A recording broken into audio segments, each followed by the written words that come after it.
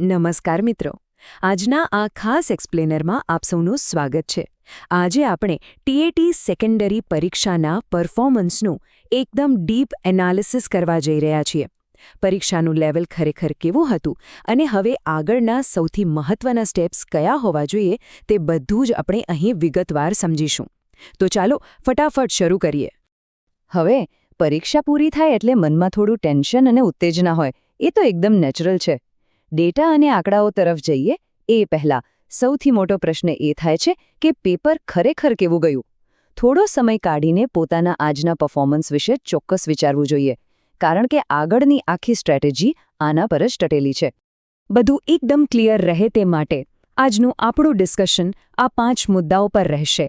Prelims પેપરનું વિશ્લેષણ, અપેક્ષિત cut off marks, mains પરીક્ષાની બ્લુપ્રિન્ટ, તૈયારી માટેનું માર્ગદર્શન અને છેલ્લે મહત્વપૂર્ણ તારીખો.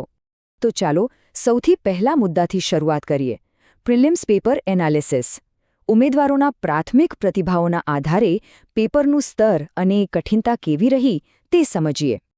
અહીં એક બહુ જ રસપ્રદ પેટર્ન જોવા મળી છે. પેપર 1 અને પેપર 2 વચ્ચે એક મોટો તફાવત હતો. પેપર 1 હંમેશની જેમ સ્ટેન્ડર્ડ અને કોમ્પિટન્સી બેઝડ, એટલે કે સમજણ આધારિત હતું. અને સારી વાત એ હતી કે બહુ લાંબુ નહોતું. પણ પેપર 2 એમાં વિષય પ્રમાણે કઠિનતા સાવ અલગ જ હતી. અંગ્રેજી અને ગુજરાતી વિષયના ઉમેદવારો માટે આ પેપર ખરેખર અઘરું સાબિત થયું, જ્યારે સામાજિક વિજ્ઞાનના ઉમેદવારોને તે પ્રમાણમાં ઘણું સરળ લાગ્યું. એટલે કે સબ્જેક્ટ પર બધો આધાર હતો. હવે આગળ વધીએ આપણા બીજા અને સૌથી વધુ રાહ જોવાતા મુદ્દા તરફ, અપેક્ષિત કટ ઓફ માર્ક્સ.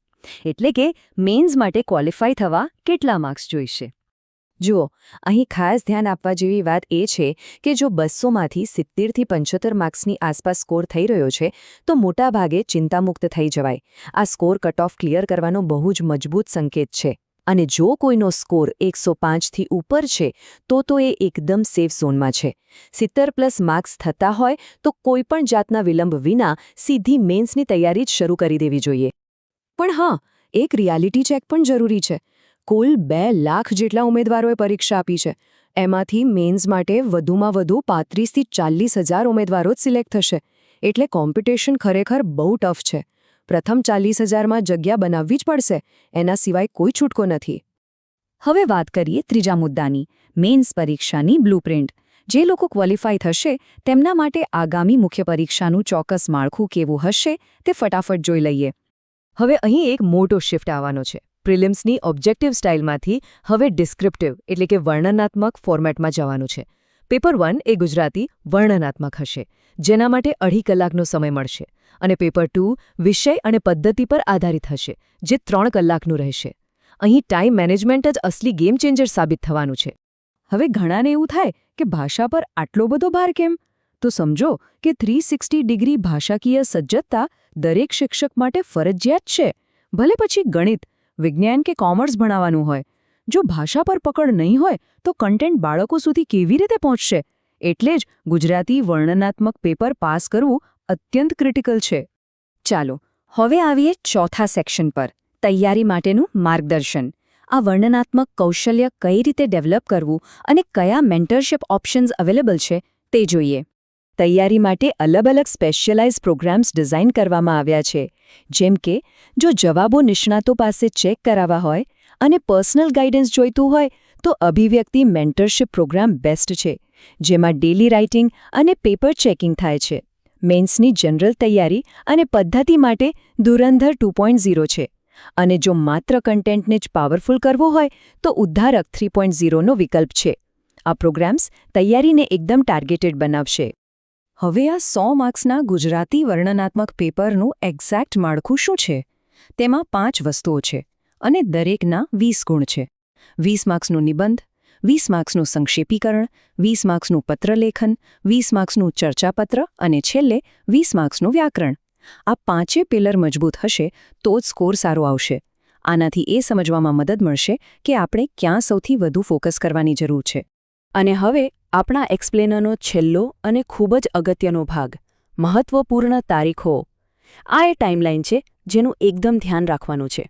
સૌથી પહેલાં તો એકદમ અર્જન્ટ વાત, જો પ્રોવિઝનલ આન્સર કી બાબતે કોઈ પણ ડાઉટ હોય કે વાંધો ઉઠાવવો હોય તો તેની તારીખ 4 મેથી 10 મે સુધીની છે અને આ પ્રોસેસ માત્ર ઓનલાઈન જ થશે. આમાં મોડું બિલકુલ ન થવું જોઈએ. સમયનું ખાસ ધ્યાન રાખજો. ત્યારબાદ મોક ટેસ્ટ માટેનો આખો સાપ્તાહિક ક્રમ પણ સેટ છે. 10 મે, 17 મે, 24 મે, 31 મે અને છેલ્લે 7 જૂન. આ 5 મોક ટેસ્ટની સિક્વન્સ એવી રીતે ગોઠવી છે કે આવતા 1 મહિનામાં આખું સ્ટડી પ્લાનિંગ અને રિવિઝન બહુ જ આસાનીથી થઈ જાય. હવે ફાઇનલ મેઇન્સ પરીક્ષા ક્યારે આવશે અને અપેક્ષિત ટાઈમલાઈન સમજી લઈએ. સૌથી પહેલાં જૂનની શરૂઆતમાં હાયર સેકન્ડરી એટલે કે ઉચ્ચતર માધ્યમિકની મેઇન્સ યોજાય તેવી સંભાવના છે અને ત્યાર પછી તરત જ એટલે કે જૂનના અંતમાં અથવા જુલાઈની શરૂઆતમાં સેકન્ડરી એટલે કે માધ્યમિકની મેઇન્સ આવશે. આ ટાઈમલાઈનને મગજમાં રાખીને જ તૈયારીની સ્પીડ વધારવાની છે. આ બધી માહિતી અને એનાલિસિસ પછી એક વાત હંમેશા યાદ રાખવા જેવી છે. સોર્સમાં આપેલી એક બહુ જ સરસ લાઇન છે, આપણે માત્ર ટેટ પાસ નથી કરવી, આપણે તેમાં ટોપ કરવાનું છે. વાત એકદમ સાચી છે. પાસ તો ઘણા બધા લોકો થઈ જશે, પણ મેરિટમાં આવીને નોકરી મેળવવા માટે ટોપ કરવું જ પડશે. આ જ માઇન્ડસેટ સાથે આગળ વધવાનું છે. તો મિત્રો, આશા છે કે આજના આ ડીપ એક્સપ્લેનરથી હવે આગળનો રસ્તો અને રણનીતિ બંને એકદમ ક્લિયર થઈ ગયા હશે. આ બધું જોયા પછી હવે એક જ સવાલ બાકી રહે છે. ટાર્ગેટ કયો વિષય છે અને પ્રિલિમ્સમાં કેટલો સ્કોર થવાની અપેક્ષા છે? આ માહિતી નીચે ડિસ્કશનમાં જરૂરથી શેર કરો. આજના માટે બસ આટલું જ. પૂરા ઉત્સાહ સાથે તૈયારી કરતા રહો અને મેઇન્સ માટે ઓલ ધ બેસ્ટ.